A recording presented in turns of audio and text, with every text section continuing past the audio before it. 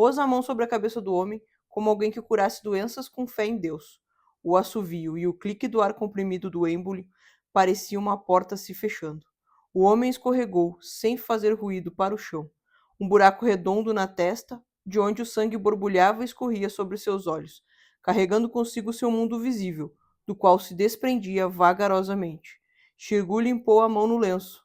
Só não queria que você sujasse o carro de sangue, ele disse. Sejam muito bem-vindos. Hoje a gente vai ter um papo literário e vamos falar de Onde os Velhos Não Têm Vez, de Cormac McCarthy.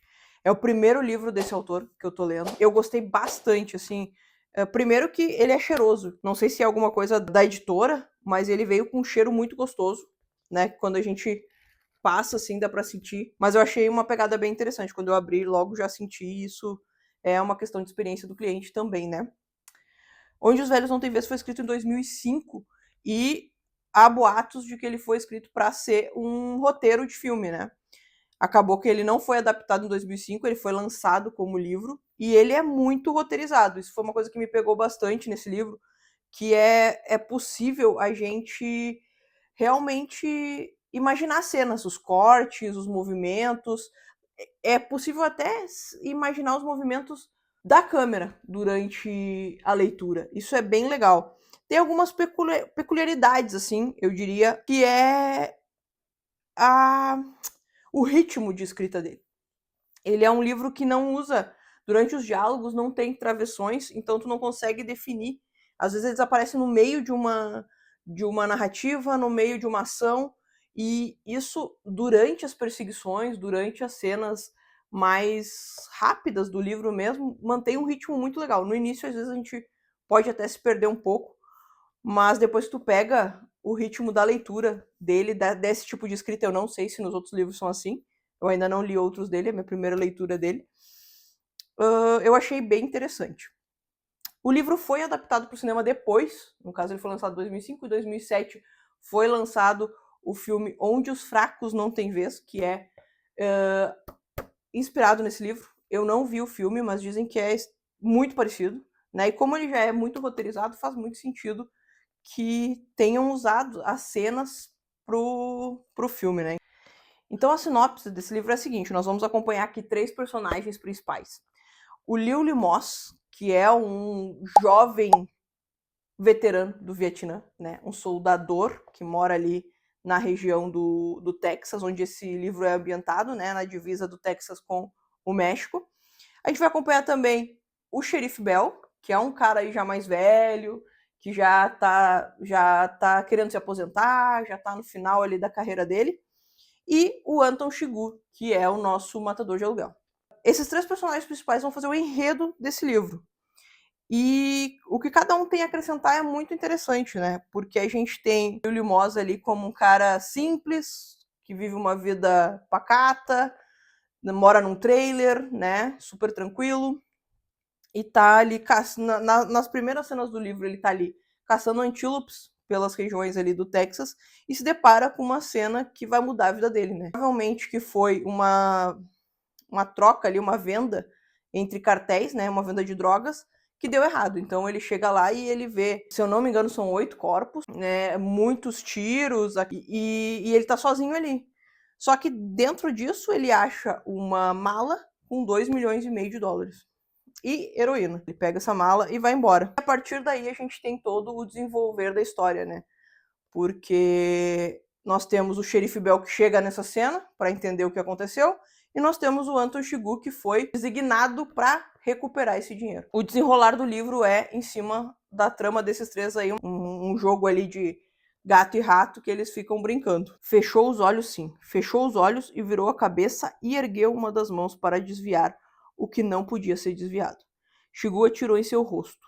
Tudo o que o Wells já tinha sabido ou pensado ou amado escorreu devagar pela parede atrás dele. O rosto de sua mãe, sua primeira comunhão, mulheres que tinha conhecido, os rostos dos homens enquanto morriam de joelho aos seus pés. O corpo de uma criança morta num barranco junto à estrada em outro país. Ficou caído, parcialmente sem cabeça na cama, com os braços abertos. A maior parte da mão direita faltando. Chigurh levantou e pegou o cartucho vazio no chão, e soprou, e colocou no bolso e olhou para o relógio de pulso. O novo dia estava ainda a 1 minuto de distância. Então essa é uma das marcas desse livro, né? Ele tem uma violência explícita bem grande e algo que eu particularmente gostei muito é essas descrições, assim. Tem algumas cenas ali no início que é o Lily Moss fugindo, né? E elas são extremamente empolgantes. O ritmo desse livro é muito rápido, assim. Tu consegue ler e imaginar cada cena, cada passo do personagem. Com esses trechos que eu leio para vocês, dá para ver nitidamente como é fácil imaginar a cena. É um livro relativamente pequeno, 229 páginas, e a gente tem ele narrado basicamente em terceira pessoa, mas no meio a gente tem alguns pedaços que são em primeira pessoa, que é justamente o xerife Bell colocando para fora um pouco da vida dele, né? Ele contando como ele se sente. O Shigu tem uma cena que ele fala com uma moça e ele fala exatamente que a vida dele trouxe ele até ali. Ele tomou várias, ela no caso, né, tomou várias decisões que levaram ela àquele momento. E que tá tudo bem. Ele não precisa carregar as decisões que ele tomou pro resto da vida dele. Simplesmente elas foram tomadas, assim como ele mata alguém e segue a vida dele.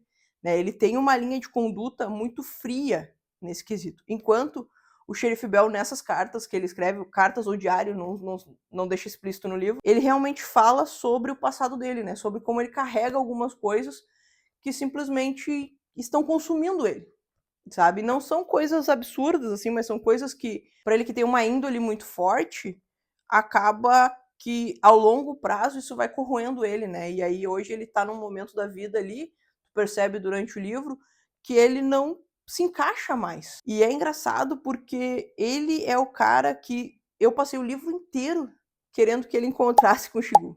Eu pensei assim, nossa, ele vai encontrar o Anton, ele vai encontrar o Anton.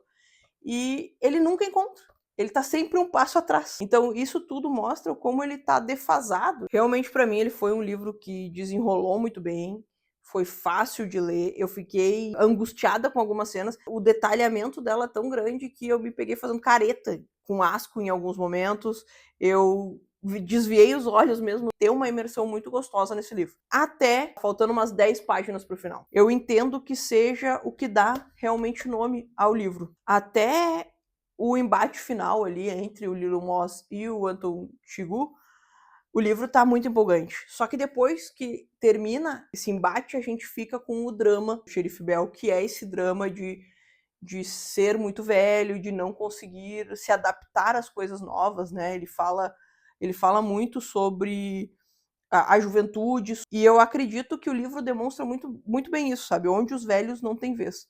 Porque ele é o cara mais velho, ele é o cara que sempre chega depois, ele é o cara que tu fica esperando por ter um embate, mas ele não consegue nem ter um embate. Não dá pra nem dizer que ele é o cara que chegou, brigou e perdeu, porque ele não conseguiu nem brigar, não conseguiu nem chegar. E aí essas 10 últimas páginas foram um pouco mais maçantes para mim, porque é essa crise existencial dele. Mas de resto, para mim, é um livro incrível. Então, finalizando Onde os Velhos Não Têm Vez, eu dei nota 5 estrelas na minha classificação.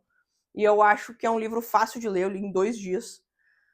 Mas, assim, uma semaninha consegue matar ele e se divertir muito, né? Agregar muito aí. É isso, até a próxima.